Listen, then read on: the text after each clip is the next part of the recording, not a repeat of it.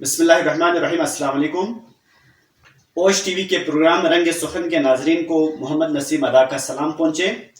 محترم ناظرین، آج ہمارے ساتھ تشریف فرما ہیں شگر بلخ کی پورے بلتستان لیول پر ایک انتہائی اہم علمی و ادبی شخصیت۔ آپ ماہر تعلیم ہونے کے ساتھ ساتھ ایک باذوق شخصیت بھی ہے۔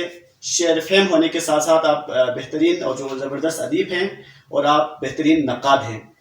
آپ کی ادبی کاوشیں، خصوصاً بلخی ادب کے لیے جو آپ نے کاوشیں کی ہے، انشاءاللہ اسے ہمیشہ یاد رکھا جائے گا۔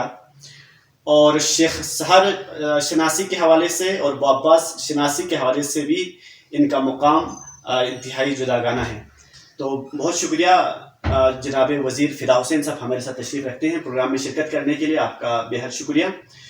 تو باباس شناسی کے حوالے سے انشاءاللہ ہم کسی اور پروگرام میں ان سے ہم گفتگو کریں گے، لیکن آج ہم جناب شیخ غلام حسین سحر صاحب، شاعر چہار زبان، شہنشاہ قلندران، صوفی منش و درویش منش شاعر، جن کا حالیہ دنوں میں انتقال ہوا ہے، تو ان کے حوالے سے ان سے ہم گفتگو کریں گے۔ تو شیخ سحر صاحب کی زندگی کے کئی پہلو ہیں، ان میں سے اگر ایک پہلو کو بھی ہم احاطہ کرنے کی کوشش کریں تو ہماری عمریں اس میں لگ جائیں گی، لیکن ہم اس پہلوؤں کو احاطہ کرنے سے قاصر رہیں گے۔ تو ان کے تمام پہلوؤں پہ کوشش کریں گے کہ ہم مختلف گاہے بگاہے پروگرام انعقاد کر کے ان پر ہم گفتگو کرنے کی کوشش کریں گے، لیکن اس کا احاطہ ممکن نہیں ہے۔ لیکن آج ہم صرف ایک سوال کا جواب جاننا چاہیں گے جناب وزیر فدا حسین صاحب سے، اور وہ سوال یہ ہے کہ شیخ سحر کون تھے؟ تو بہت شکریہ پروگرام میں شرکت کرنے کے لیے۔ تو آپ سے اسی سوال کے ساتھ میں گزارش کرتا ہوں کہ آپ ہمارے ناظرین کو آپ بتا دیجیے گا کہ شیخ سحر صاحب کون تھے، ان کی شخصیت کیا تھی؟ السلام علیکم ناظرین، میں سب سے پہلے اوج ٹی وی کا شکریہ ادا کرنا چاہتا ہوں، اس کے ساتھ ساتھ اوج ٹی وی کا اینکر پرسن نسیم ادا اور ابراہیم اشتر دونوں کا، جو انہوں نے مجھے اس قابل سمجھا کہ شیخ سحر صاحب کے بارے میں کچھ خیالات کا اظہار کروں۔ ناظرین، میں پہلے بھی ہر موقع پر یہ کہتا رہتا ہوں کہ شیخ سحر ایک ایسی شخصیت ہے کہ اس کے اوپر، اس کی شخصیت کے اوپر، اس کی اہمیت کے اوپر، اس کی شاعری کے اوپر، اس کے زندگی کے جو راز ہیں، اس کی طرز زندگی کے، اس کے اوپر بات کرنے کے لیے شیخ سحر کے برابر علم ہونا لازمی ہے۔ اور ہمارا علم جو ہے وہ شیخ سحر صاحب کے علم کے ہزارواں حصہ بھی نہیں ہے۔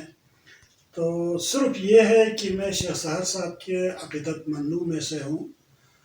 شروع سے ہی شیخ صاحب کی یہ انتہائی ان کی اعلیٰ ظرفی تھی کہ شیگر میں جب بھی تشریف لاتے، وہ یہاں تشریف، میرے گھر میں تشریف لاتے، یہاں رہنے کو پسند کرتے۔ اور شیخ سحر صاحب کا کلام جب میں نے جمع کرنا شروع کیا تو شیخ صاحب کو جب پتہ چلا تو شیخ صاحب خود بھی انہوں نے جو کلام راولپنڈی میں قیام کے دوران یا کراچی میں یا آگے اسکردو میں قیام کے دوران انہوں نے کلام انہوں نے تخلیق کیے، وہ ادھر آ کے مجھے لکھواتے تھے، مجھے نوٹ کرواتے تھے۔ یہ ان کی بہت بڑی ذرہ نوازی تھی۔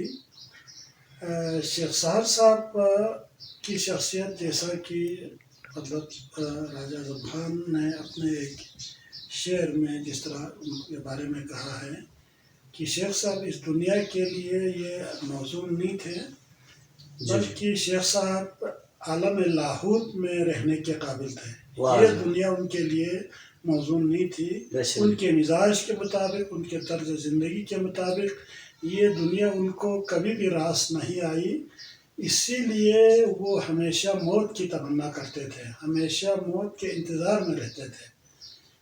شیخ سحر جیسا آدمی، اس کے اندر جو صلاحیتیں، ہم حیران ہوتے ہیں کہ نجف میں زیادہ سے زیادہ 6 سال یا 7 سال انہوں نے تعلیم حاصل کیا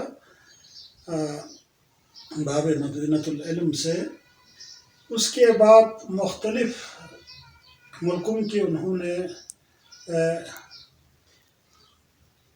دورے کیے، وہاں رہے، لیکن اس دوران کہیں بھی انہوں نے تعلیم حاصل نہیں کی۔ اس کے باوجود ان کے اندر جو علمی صلاحیت تھی اس کو دیکھ کے ہم حیران رہتے تھے، جی جی، اور ہم یہ تسلیم کرنے پر ہم مجبور ہو جاتے تھے کہ یہ ان کی جو علم ہے وہ کسبی نہیں تھی، وہ موہوبی تھی، یعنی اللہ تعالیٰ نے ان کے ذہن کے دریچوں کو کھول کے مختلف علوم جن کے بارے میں انہوں نے الف اور بے بھی نہیں پڑھا ہے، واہ واہ، ان کے بارے میں شیخ صاحب اس علوم کا ایکسپرٹ تھا۔ مثلاً میں آپ کو ایک معمولی سی مثال دیتا ہوں۔ نجف میں انہوں نے دینی تعلیم حاصل کی، علم سیاسیات انہوں نے کہیں بھی نہیں پڑھی ہے، یہ مجھے معلوم ہے، اور وہ علم سیاسیات کا اتنا ایکسپرٹ تھا کہ اسکردو کالج میں ہمارا بھی ایک استاد تھا، پولیٹیکل سائنس پڑھاتے تھے، مرزا ان کا نام تھا، آزاد کشمیر کا تھا، علم سیاسیات کا وہ پروفیسر تھا، قادیانی، وہ میرے خیال میں اس طرح کا کوئی وہ تھا۔ تو بہرحال جب شیخ صاحب بعد میں مرزا صاحب جو ہے وہ ڈائریکٹر کالج اس سے وہ ریٹائر ہو گئے، شیخ صاحب سے ان کی ملاقات ہو گئی، تو چونکہ مرزا صاحب علم سیاسیات کا پروفیسر تھا، اس علم کے بارے میں انہوں نے باقاعدہ تعلیم حاصل کی تھی، لیکن جب شیخ صاحب کے علم کے بارے میں انہوں نے جانا تو وہ شیخ صاحب کے پیچھے دیوانوں کی طرف پھرنے لگے۔ واہ جی واہ، واہ واہ، تو شیخ صاحب سیاسیات یہ ہے کہ ہم مطلب مختلف ملکوں کے آئین کے بارے میں ہم ڈسکس کرتے ہیں، ان کے خارجہ پالیسی کے بارے میں ڈسکس کرتے ہیں، اور ان کا خارجہ پالیسی کیا کامیاب ہے یا نہیں ہے اس کے بارے میں ہم ڈسکس کرتے ہیں، لیکن شیخ صاحب اس آئین کے ہسٹری کے بارے میں، ہر ملک کے آئین کے ہسٹری کے بارے میں بھی جانتے تھے کہ کن حالات میں اس ملک کا آئین بنا، وہ آئین بنتے وقت اس ملک کی سیاسی حالات کیا تھی، معاشی حالات کیا تھی، معاشرتی حالات کیا تھی، یہ حالات کو مد نظر رکھ کے انہوں نے اپنی ملک کی ضرورت کے تحت اس میں انہوں نے آئین بنایا، اور اس میں اب تک کیا ترامیم کیا، اس آئین میں کیا اضافہ ہوا، مطلب یہ شیخ صاحب ہی مطلب دنیا کے تمام آئین کے بارے میں جانتے تھے کہ اس کی تاریخ کے ساتھ ساتھ۔ اور مرزا صاحب ڈائریکٹر بننے کے بعد بھی جب ان کو کہیں شیخ صاحب کا پتہ چلتا تو وہ ننگے پاؤں دوڑ کے شیخ صاحب کے پاس آتے تھے، شیخ صاحب کے پاس گھنٹوں رہتے تھے، اپنا کام چھوڑ کے شیخ صاحب سے بات کرتے تھے، ان سے کسب فیض حاصل کرتے تھے۔ تو یہ صرف علم سیاسیات کے حوالے سے۔ اور علم سیاسیات کے بارے میں ایک اور چیز میں آپ کو بتاؤں کہ لبنان میں موسیٰ صدر نے کی زیر نگرانی موسیٰ صدر نے پی ایچ ڈی کے لیے ڈاکٹر چمران کو فرمایا کہ ایک یونیورسٹی آپ قائم کریں جس میں صرف پی ایچ ڈی کرنے والے طلباء اس میں داخلہ ایڈمیشن لے سکے۔ تو اس یونیورسٹی میں ڈاکٹر چمران نے یونیورسٹی قائم کیا، اس یونیورسٹی میں صرف ایم اے کرنے کے بعد پی ایچ ڈی والوں کو اس میں ایڈمیشن ملتے تھے۔ اس یونیورسٹی میں شیخ صاحب جب ڈاکٹر چمران کو ان کی صلاحیتوں کا علم ہوا، شیخ صاحب کے اندر چھپی ہوئی صلاحیتوں کا، تو ڈاکٹر چمران نے گزارش کر کے ان کو راضی کیا اس یونیورسٹی میں پڑھانے کے لیے۔ اور شیخ صاحب اس یونیورسٹی میں پڑھاتے تھے، ان کا سبجیکٹ تھا بین الاقوامی تعلقات عامہ، انٹرنیشنل ریلیشن شپ۔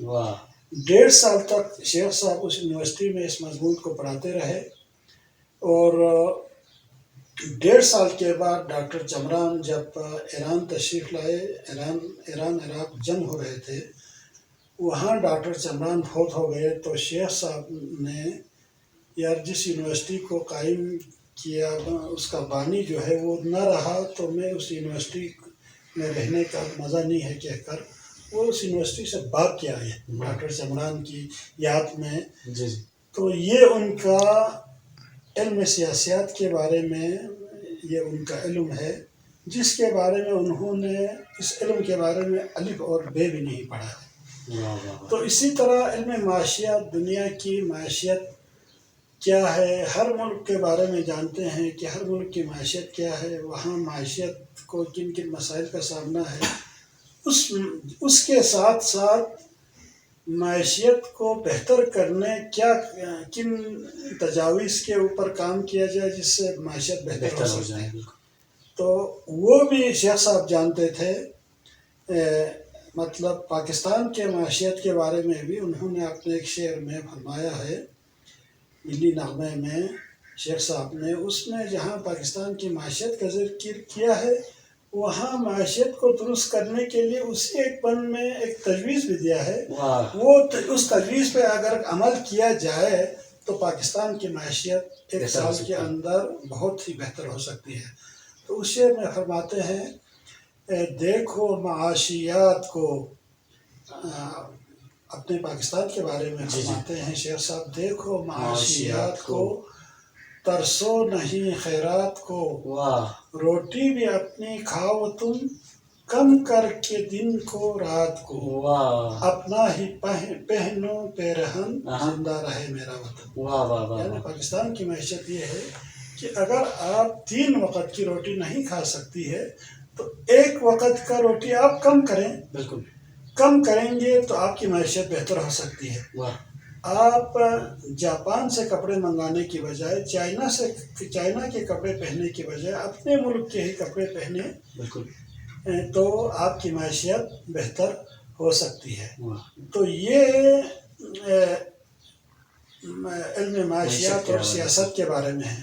اور مجھے پتہ ہے ڈگری کالج میں لیکچررز کا ایک اچھی ٹیم آئے تھے، ان کو جب شیخ صاحب کا پتہ چلا، انہوں نے شیخ صاحب کو ریکویسٹ کیا۔ شیخ صاحب وہاں ڈگری کالج میں تقریباً 3-4 مہینہ وہاں تشریف لاتے تھے روزانہ سٹاف روم میں، اور لیکچررز جو ہے ان کو ٹاپک دیتے تھے روزانہ کہ آج آپ نے اس ٹاپک پر لیکچر دینا ہے۔ شیخ صاحب سیاسیات اور معاشیات کے اوپر لیکچررز ٹاپک دیتے تھے، شیخ صاحب اس کے اوپر وہیں بیٹھے بیٹھے ان لیکچررز کو لیکچر دیتے تھے۔ اس کے بعد اس میں سے صاحب ذوق جو لیکچررز تھے ان کا کہیں پوسٹنگ ہو گیا، اور شیخ صاحب بھی سردیوں میں پنڈی چلے گئے، وہ سلسلہ اگلے سال جاری نہیں رہ سکا۔ تو یہ ہے۔ اسی طرح مطلب زبان دانی، دنیا کے لینگویج، دنیا کی یہ زبان جو ہے، ہر زبان کہاں سے نکلی ہے اور کس زبان سے وہ زبان نکلی ہے، اس کی تاریخ کے بارے میں وہ جانتے تھے۔ شیخ صاحب فرماتے تھے جو دنیا کی ترقی کا علمی جو زبان ہے وہ یونانی زبان ہے۔ تو یونانی زبان سے ہی، یونانی رسم الخط، یونانی زبان یہ دنیا کی ترقی یافتہ زبان ہے۔ اور انگریزی کے بارے میں شیخ صاحب فرماتے تھے انگریزی کی اپنی کوئی بیس نہیں ہے، انہوں نے یونانی زبان سے اپنا رسم الخط لیا ہے کیونکہ وہ ایک علمی زبان تھا۔ تو جنہوں نے بھی یونانی زبان سے استفادہ کیا وہ زبان ایک علمی زبان بن گیا۔ جب تک کوئی بھی زبان اگر علمی زبان نہ بن جائے وہ زبان کبھی بھی ترقی نہیں کر سکتی۔ تو شیخ صاحب فرماتے تھے بہرحال زبان جو ہے وہ اس کی 2 قسمیں ہیں، ایک کو زبان کہتے ہیں، دوسرے کو بولی کہتے ہیں۔ بالکل۔ تو بولی یہ ہے کہ وہ مختلف، اس کی اپنی کوئی رسم الخط نہیں ہوتی، صرف بولی جاتی ہے، اس کو بولی کہتے ہیں۔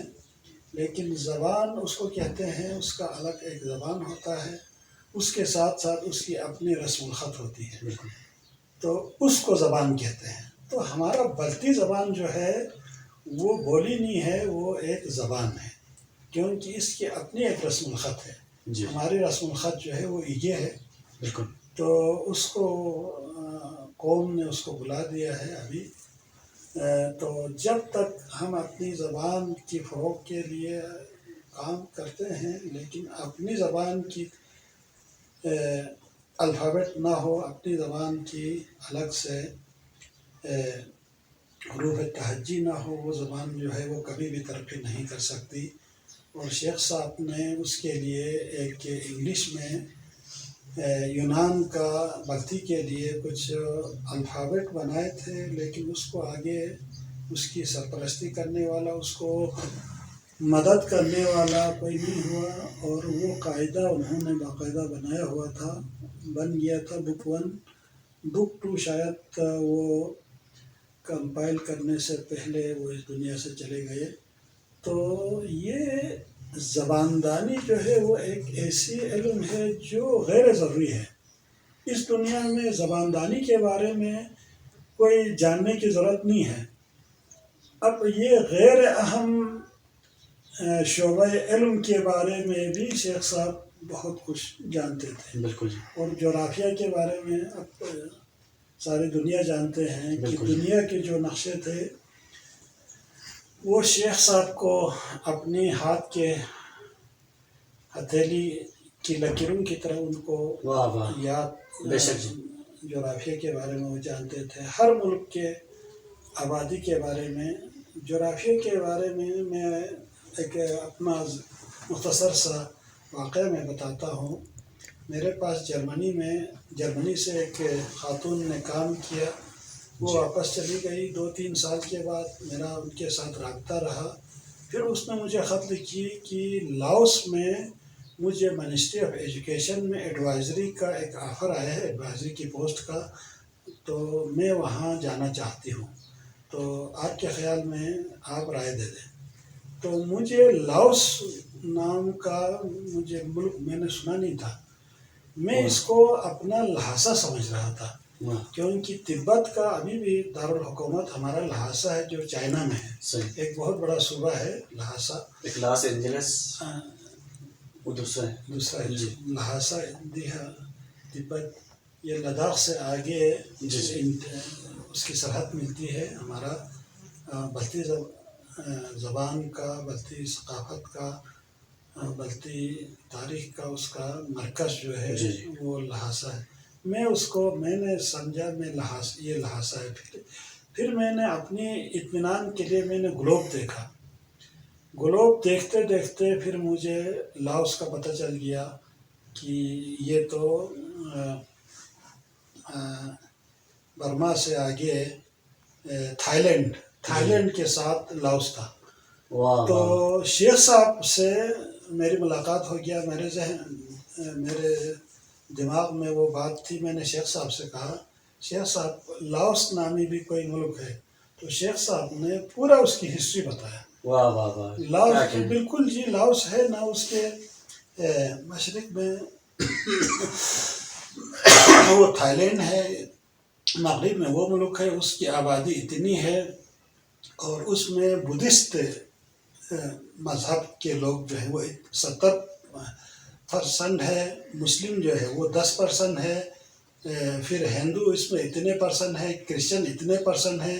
وہاں کی معیشت یہ ہے، جس ملک کے بارے میں اس ملک کا نام تک نہیں جانتا تھا، شیخ صاحب اس کی پوری ملک کے بارے میں باخبر تھے، اس کی معیشت سے لے کر اس کی ملک کی آبادی سے لے کر ہر چیز کے بارے میں شیخ صاحب نے مجھے تفصیل سے بتایا۔ پھر میں اس ملک کے بارے میں دوبارہ میں نے دیکھا تو واقعی شیخ صاحب جو فرما رہے تھے وہ بالکل 100% درست ہے۔ تو یہ ان کے ایک غیر معروف ملک کے بارے میں ان کی معلومات، صحیح بات۔ تو شیخ صاحب کے بارے میں جاننے کے لیے بڑے بڑے عالم جو ہے وہ ان کے سامنے علمی مباحثے میں وہ بے بس، وہ صرف دیکھتے رہتے تھے. بالکل شیخ صاحب جو فرماتے تھے علمی جو نکات اس کے بارے میں ان کی کسی کی ضرورت نہیں ہوتی تھی کہ بھائی یہ نہیں ہے یہ چیز ہے، بالکل کہنے کی ضرورت نہیں ہوتی تھی. شیخ صاحب فرماتے رہتے تھے، باقی جو ہے سنتے رہتے تھے. وہ ہمتن گوش بن کے سنتے رہتے تھے. اب وزیر صاحب، جیسے کہ آپ نے شیخ صاحب کی علمی حوالے سے، جیسے جغرافیہ کے حوالے سے، معیشت کے حوالے سے، سیاسیات کے حوالے سے، زبانداری کے حوالے سے، ان تمام چیزوں کے حوالے سے آپ نے بتایا. اور خاص طور پر یہ ابھی یہ چیز بھی سب کہتے ہوئے یا ہمارے بھی مشاہدے میں یہ بات آئی ہے کہ ان کے پاس نہ فیس بک تھا، نہ سوشل میڈیا کہ کسی چینل سے وہ کنیکٹڈ تھے، نہ ہی اخبار یا ٹی وی سے وہ کنیکٹڈ تھے. لیکن کرنٹ افیئرس کے حوالے سے بھی ان کو بہت زیادہ معلومات ہوتی تھی. جیسے کہ ابھی حال ہی کا واقعہ ہو اور ہم اس کے بارے میں وہ خبر ابھی ہم نے ٹی وی کے ہیڈ لائن پہ ہم نے وہ چیز دیکھی ہو اور ہم نے اس کو اگر بتایا تو وہ اس کے بارے میں بہت ہی ڈیٹیل کے ساتھ ہمیں بتا دیتے تھے. تو کیا کوئی غیبی تعلق بھی تھا؟ اس حوالے سے آپ کیا فرمائیں گے؟ اس میں یقیناً یہ ہو سکتا ہے، کیونکہ جیسا کہ آپ نے فرمایا اور عام لوگوں کے بھی یہ مشاہدے میں ہے کہ شیخ صاحب کے پاس یہ ملٹی میڈیا قسم کی مطلب الیکٹرانک کوئی بھی نہ ان کے پاس موبائل، زندگی میں انہوں نے موبائل رکھا، نہ ان کے پاس ریڈیو تھا، نہ کبھی وہ ٹی وی دیکھتے تھے، نہ اخبار دیکھتے تھے، نہ کسی لائبریری میں بیٹھتے تھے. تو خبروں کا کوئی بھی ذریعہ ان کے پاس نہیں تھا. اس کے باوجود جیسا کہ ابھی آپ نے فرمایا روزانہ کی پوری دنیا بھر کی خبریں اور اس کے اوپر جو تبصرے کرتے تھے وہ 100% درست ہوتے تھے. واہ واہ واہ. عالمی جو حالات تھی خبروں کے اوپر، جو بھی حالات کرنٹ افیئر کے بارے میں جو حالات رونما ہوتے تھے اس کے بارے میں ہم ان کی رائے اگر لینے چاہیں تو وہ رائے دیتے تھے اور وہ 100% درست ہو جاتے تھے اس کے بارے میں. تو یہ یقیناً ان کو ایک اللہ تعالیٰ نے جس طرح ابھی میں نے بتایا مختلف علوم اس کا انہوں نے کبھی بھی دیکھا بھی نہیں ہے. وہ سیاسیات کے بارے میں یا معاشیات کے بارے میں کوئی بھی کتاب زندگی میں انہوں نے دیکھا نہیں ہے، پڑھنا تو دور کی بات ہے. اس کے باوجود وہ ان علوم کے ماہر تھے. اسی طرح یہ بھی ایک غیبی جو ہے وہ اللہ تعالیٰ نے ان کو ان کے دماغ کے دریچوں کو وہ کھول کے دنیا کے علوم ان کو دیے ہوئے تھے. تو یہ میرے خیال میں موسیٰ صدر جو ہے وہ ان کی ملاقات شیخ صاحب، تو اس کے بارے میں نے بہت قریدنے کی کوشش کی. جی. تو اس کے علاوہ بہت ساری چیزیں ہیں شیخ صاحب کی جو ہمیں غیبی ہی لگتا ہے، جس میں سے یہ ہے کہ ان کے جیب میں جو ہے وہ کبھی بھی 500 100 کا نوٹ وہ کبھی بھی نہیں ہوتے تھے. اگر کوئی کہیں سے آ جاتے تو وہ اسی وقت کسی غریب کے دے دیتے تھے، کسی کو دکھائے بغیر چپکے سے ان کو دے دیتے تھے. لیکن اس کے باوجود دوستوں کے ساتھ کہیں ہوٹل میں چائے کے لیے، کھانے کے لیے یا ریفریشمنٹ کے لیے جاتے تھے تو آج تک کسی دوست کو انہوں نے پیمنٹ کرنے نہیں دیا. ان کے جیب سے اگر آپ پہلے ان کی جیب کی تلاشی لے لیں تو ان کے جیب میں 20 30 40 روپے سے زیادہ ان کے جیب میں نہیں ہوتے تھے. لیکن جب پیمنٹ کرنے پہ آتے تھے 300 400 500 600 کبھی لاتے تھے تو وہ جیب میں ہاتھ ڈالتے تھے. جیب سے اگر 600 کبھی لاتے تھے تو جیب سے 600 ہی نکلتے تھے. اور اگر 300 کا بل آتے تھے تو 300 ہی ان کے جیب سے. یہ بھی غیبی علم مطلب غیبی ہے. اسی طرح سردیوں میں ہمیشہ وہ اسلام آباد سردیاں گزارنے کے لیے تشریف لے جاتے تھے. تو ابھی کوئی پچھلے 3-4 سال ادھر ہمارے ان کے ایک عقیدت مند ان کو ٹکٹ کاٹ کے دے دیتے تھے. لیکن اس سے پہلے کبھی انہوں نے کسی دوست کو یا اپنے کسی کرم فرما کو انہوں نے یہ نہیں فرمایا کہ میں کل پنڈی جا رہا ہوں. چپکے سے چلے جاتے. बस का किराया उनके पास नहीं होते थे, लेकिन टिकट लेते वक्त उनके जेब से वो पैसा निकलता था। वाह पिंडी के लिए अगर 1500 रुपया किराया है तो उनके जेब से 1500 निकलते थे। 3000 अगर किराया है तो उनके जेब से 3000 निकलते थे।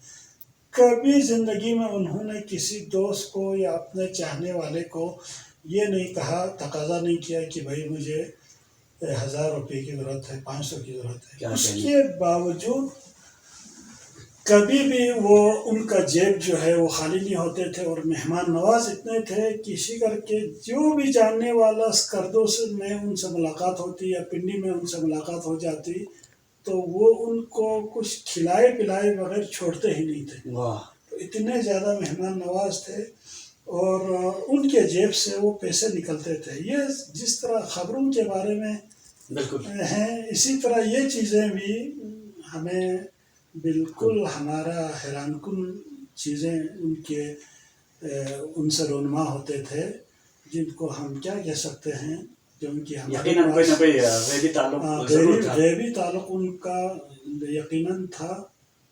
तो हम उनकी बारे में बात करने के लिए वो इतनी इल्म हमें नहीं है कि हम उनकी शख्सियत का, उनकी सलाहियतों का, उनकी इल्मियत का अहाता कर सकें।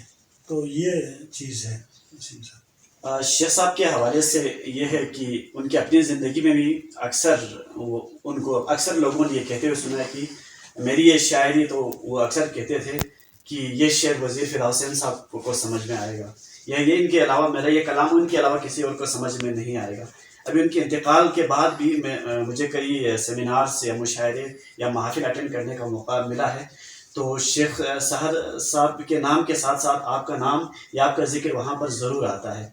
वो अपनी ज़िंदगी में भी आपके पास आने को, आपके साथ बैठने को, आपसे गपशप करने को और आपका तज़किरा करते रहने को पसंद करते थे, और उनके गुजर जाने के बाद भी उनके नाम के साथ साथ आपका नाम आना भी ये एक ज़ाहिरी सी बात है कि आपके उनके दरमियान एक कुर्बत थी। उस कुर्बत की ख़ास वजह क्या थी? ये शेख साहब का आला ज़रफ़ी है, और एक चीज़ ये, दूसरा मैं उनके थोड़ा मिजाज को के मुताबिक जो है घर का माहौल रखने की कोशिश करते थे। वाह तो शेख साहब जिन चीज़ों को पसंद करते थे, अब लोग जो है उसको मायूब समझते हैं, लेकिन मैं घर में कहता था शेख साहब के लिए ये चीज़ बनाओ। क्या कहना। अगर हम मतलब शेख साहब आज हमारे घर में आए हुए हैं, शेख साहब के लिए अगर आज मैं खुसूसी तौर कोई बाज़ार से गोश्त का अहतमाम करे, शेख साहब के सामने पेश करे, तो अगले दिन शेख साहब ने भाग जाना था। वाह तो वो भाग जाते थे, क्योंकि वो ये नहीं चाहते थे कि उसके लिए कोई खुसूसी अहतमाम करे। शेख साहब चाहते थे कि घर में रूटीन के तौर पर, मामूल के मुताबिक जो चीज़ रोज़ाना बनती है वही उनके सामने पेश किया जाए। वाह और आम तौर पे शेख साहब हमारे जो सकाफ़ती चीज़ें हैं उनको, दूसरे लफ्ज़ों में सादा ग़ज़ा को वो ज़्यादा पसंद करते थे। तो मैं उनके मिजाज शनास था, कभी मैंने उनको जबर नहीं किया कि आप यहाँ तशरीफ़ रखें। अगर वो यहाँ रहना चाहे तो मैं उनके मिजाज के मुताबिक उनके अपने हाल पे छोड़ देते थे। उनके लिए वो हमारा बहरहाल बाथरूम बहुत कम इस्तेमाल करते थे, फिर भी मैं कोशिश करता था कि शेख साहब का बाथरूम जो है वो घर का कोई दूसरा फ़र्द जो है वो इस्तेमाल ना करे। और शेख साहब के लिए हमने एक अलग कमरा मुख्तस किया हुआ था। शेख साहब वहाँ जब भी यहाँ तशरीफ़ लाते, डायरेक्ट सदर दरवाज़ा खोल के अपने कमरे में बैठ जाते। हमने कभी शेख साहब के लिए बिस्तरा नहीं बिछाया। शेख साहब ख़ुद अपने कमरे में वहाँ बिस्तरा पड़े हुए थे, वो ख़ुद बिछाते थे, सुबह उठ के वो ख़ुद उसको क्लोज़ करते थे। तो एक दफ़ा मतलब बहुत ही मुझे शर्मिंदा हुआ कि वो मेरा एक बेटी स्कर्दो में है, वहाँ उन्होंने शाम को हमारे घर में सबको दावत किया हुआ था। हम सब वहाँ चले गए शाम से पहले स्कर्दो उनकी दावत के लिए। वहाँ स्कर्दो में نماز پڑھ کے ان کے گھر میں دعوت کھا کے پھر ہم واپس آئے تو میں نے مطلب غیر ارادی طور پہ ہی کبھی میں نے شیخ صاحب کا کمرہ عام طور پہ میں نہیں دیکھتا تھا. اس دن میں نے شیخ صاحب کا کمرہ کا دروازہ کھولا تو شیخ صاحب وہاں کمرے میں بیٹھے ہوئے تھے, سوئے بھی نہیں تھے, اور وہاں تقریباً میرے خیال میں رات کے 10:30 بجے تھے. شیخ صاحب نے بسترا بچھا کے سویا بھی نہیں تھا, کمرے میں بیٹھے ہوئے تھے. مجھے شرمندگی ہوا, اور شیخ صاحب گھر میں کوئی نہیں تھے, اس کے باوجود کہیں اور وہ چلے نہیں گئے, اپنے کمرے میں بیٹھے رہے. پھر ہم نے شکر کیا, چلو جی شیخ صاحب کی یہاں کمرے میں آمد کا مجھے علم ہوا. تو اس طرح سے وہ یہاں بہت ہی خوشی سے رہتے تھے. اور جب بھی اگر کہیں دوسرے گھر میں جانا ہوتا تو یہاں آ کے, یہ ان کا خیر معمول تو نہیں تھے, اس کے باوجود مجھ سے پوچھتے تھے کہ آج فلانا ایک مومن نے مجھے دعوت کیا ہے, میں آج وہاں جا رہا ہوں. تو میں کہتا ضرور آپ اس کی حوصلہ افزائی ہوگی, آپ اس کی دعوت کو آپ رد نہ کریں. تو اس طرح میں اس کے مزاج کے مطابق چلنے کی کوشش کرتے تھے, اس لیے شیخ صاحب یہاں رہنا زیادہ پسند کرتے تھے. واقعی شیخ صاحب جو ہے وہ ہمارے شیگر والوں کی ایک خوبی ہے, یعنی فصاحت اور بلاغت. یہ ہمارے سرزمین کی تاثیر ہے شیگر کی. اس سرزمین پہ جو بھی پیدا ہوتے ہیں ان کے اندر فصاحت اور بلاغت ہوتی ہے, اور ادبی ذوق ان میں, چاہے وہ گنگا ہی کیوں نہ ہو, ان میں ادبی ذوق ہوتے ہیں. ایک اچھے جملے کی یا ایک اچھے شعر کی تمیز ایک گنگا بھی کر سکتے ہیں. یہ میں ہمیشہ کہتا ہوں کہ فصاحت اور بلاغت ہمارے تو شیخ صاحب کے اندر وہ شیگر کی ساری خوبیاں کوٹ کوٹ کے بھری ہوئی تھی. ان کے کلام میں جہاں سادگی تھی وہاں ان میں گہرائی بھی تھی. تو عام طور پہ شیخ صاحب کے کلام میں علم بدیع میں اس کو یہاں میں تناسب کہتے ہیں. دو معنی شیخ صاحب کے کلام میں عام طور پہ ہوتے ہیں.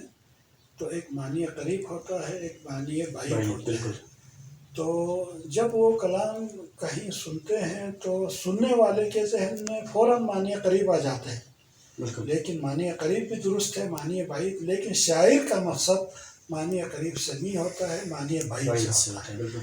اب میں شیخ صاحب کے کلام میں جو سطحی معنی قریب ہے اس کے علاوہ معنی بعید کو ڈھونڈنے کی میں کوشش کرتا ہوں. تو آپ لوگ بھی جو شعراء ہیں, جو تعلیم یافتہ لوگ ہیں, اس شیخ صاحب کے اشعار کے اوپر غور کریں تو آپ لوگ بھی بآسانی اس معنی بعید کو تک پہنچ سکتے ہیں. تو کراچی میں مطلب 2000 سے پہلے ایک دفعہ کہیں ہم بیٹھے, شیخ صاحب بھی تھے, اور ایک ادبی آدمی کے گھر میں شیخ صاحب کے کلام کے اوپر ایک مسدس شیخ صاحب نے لکھا تھا. اس کے ایک بند کے اوپر میں نے وہاں شیخ صاحب نے وہ فرمایا. پھر میں نے شیخ صاحب سے پوچھا کہ اس کا مطلب یہ بھی ہو سکتا ہے اور معنی بعید آپ کا اصل مقصد یہ ہے یا نہیں ہے. تو شیخ صاحب نے ایک بڑے قہقہے کے ساتھ فرمایا, واقعی میں اس کے بارے میں نہیں سوچتا تھا, لیکن یہ ہے, یہ معنی بعید یہ ہے. اس کے بعد سے مطلب شیخ صاحب ہر جگہ شیخ صاحب فرمانے لگے کہ میرے کلام جو ہے وہ ماسٹر صاحب وہ بہتر وہ سمجھتے ہیں, آپ ان سے پوچھیں, خود نہیں. پھر شیخ صاحب نے فرمایا کہ مجھ سے بہتر, حالانکہ یہ تو ممکن ہی نہیں ہے, ان کی عالی ظرفی ہے اور حوصلہ افزائی ہے میرے بارے میں, اس طرح کا خیالات رکھنا, اس طرح کا فرمانا, کہ یقیناً میں ان کے کلام کو اس طریقے سے سمجھنے کے میں قابل نہیں ہوں. لیکن پھر بھی شیخ صاحب میری حوصلہ افزائی کے لیے اکثر یہ فرماتے ہیں, یہ شیخ صاحب کی عالی ظرفی ہے. جیسے کہ آپ نے ابھی عرض کیا کہ جتنے بھی حوالے سے کہ شیخ صاحب کی آپ کی غربت کی اصل وجہ کیا تھی. خیر آج کے پروگرام میں بہت سارے سوالات تھے لیکن وقت کی کمی کی وجہ سے ہم وہ سارے سوالات نہیں کر پائے. تو چونکہ محبت آپ دونوں کے درمیان دو طرفہ تھی تو آپ بھی ان کے بہت سارے پہلوؤں کی وجہ سے آپ ان سے محبت رکھتے تھے، لیکن کوئی خاص ایک بات جس کی وجہ سے آپ بہت زیادہ ان سے متاثر تھے. وہ ان کا تقوی تھا. واہ جی. ہاں، شیخ صاحب کا تقوی مطلب قرآن میں احادیث میں تقوی کے بارے میں جو فرمائے گئے ہیں وہ اگر آج کل کے لوگوں میں دیکھیں تو کہیں بھی نظر نہیں آتے ہیں، کسی میں بھی یہ چیزیں نہیں ہیں.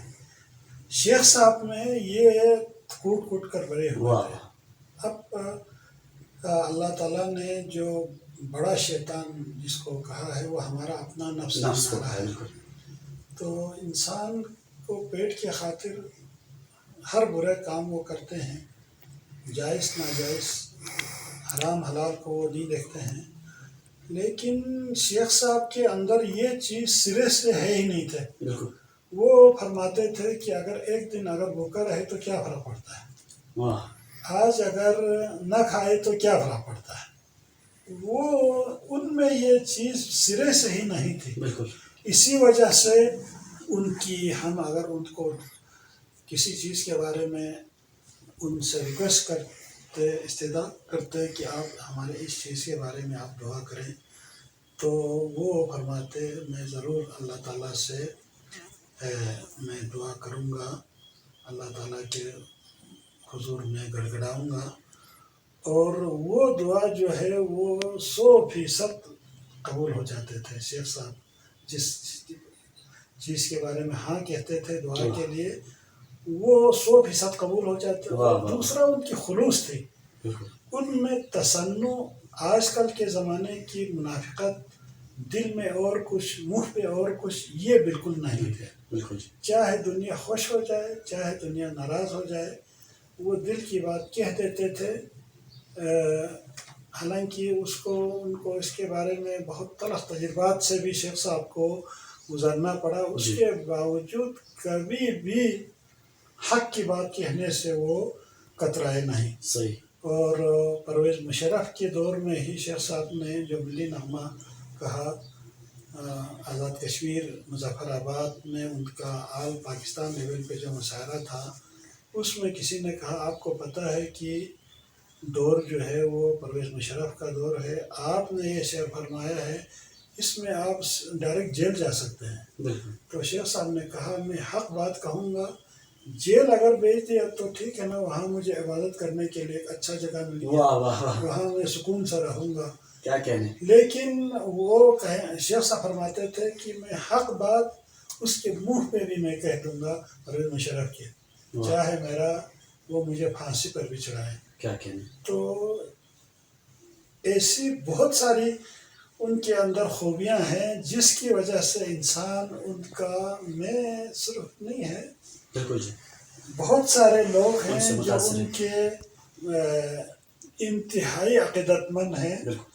اور جو بڑے بڑے عالم ہیں، مثلا پروفیسر خورشید کالج میں ابھی وہ ریٹائر ہو گیا، پتہ نہیں کہاں ہے، وہ کہتے تھے کہ شیخ صاحب جو فرماتے ہیں وہ صحیح ہے. اس بارے میں شیخ صاحب کے کیا نظر ہے؟ تو شیخ صاحب جو فرماتے ہیں وہی درست ہے. ہاں، شیخ صاحب جہاں جاتے تھے اس کے پیچھے پیچھے آتے تھے، ان کا کوئی کام نہیں تھا. شیخ صاحب کہتے تھے کہ پروفیسر صاحب آپ کالج جائیں، یہ آپ کے لازمی ہے. کالج سے جب آپ فارغ ہو جائیں گے تو آپ آ جائیں بات کرنے کے لیے. شام کو جب تک شیخ صاحب 2-3 مرتبہ نہ کہتے کہ پروفیسر صاحب ابھی کافی شام ہو گئے ہیں، رات ہو گئے ہیں، آپ چلے جائیں، انشاءاللہ صبح کل ہم پھر ملیں گے. 3-4 مرتبہ کہنے کے بعد پھر وہ چاروں ناچار باطل ناخواستہ وہ اٹھ کے چلے جاتے تھے. تو یہ بڑے بڑے لوگوں کا ان کے ساتھ عقیدت ہے، یہ ان کی خوبیوں کی وجہ سے ہے.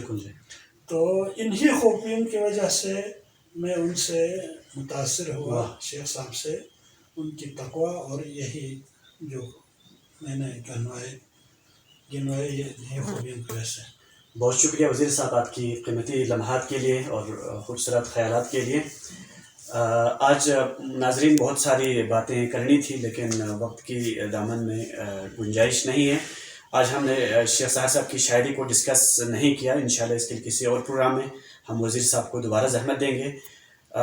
لیکن بس صرف میں اتنا کہوں گا اور اکثر میں یہی کہتا رہتا ہوں کہ اکثر جو قیمتی شخصیات ہیں ان کے جانے کے بعد ان کی قدر ہوتی ہے، لیکن شیخ صاحب کے حوالے سے میں یہی کہوں گا کہ ان کی زندگی میں ان کی قدر ہوئی ہے، کیونکہ وزیر فدا حسین صاحب جیسی شخصیات نے ان کی زندگی میں ان کی قدر کی، ان کی زندگی میں ان کے کلام کو جمع کیا اور ان کی کاوشوں کو جو ہے بے حد بہترین انداز میں سراہا. ہر جگہ پر جہاں پر بھی وزیر صاحب اور ان کے جو رفقائے کار تھے جاتے تھے تو شیخ صاحب کے حوالے سے سب کو بتاتے رہتے تھے، ان کی شخصیت کے حوالے سے، ان کی شاعری کے حوالے سے، ان کی زندگی کے دیگر پہلوؤں کے حوالے سے. تو اللہ شیخ صاحب کو کروٹ جنت نصیب ہو اور وزیر صاحب کو سلامت رکھے. تو اسی کے ساتھ میں اجازت چاہوں گا، انشاءاللہ کسی اور پروگرام کے ساتھ پھر حاضر ہوں گا. تب تک کے لیے اللہ حافظ و ناصر.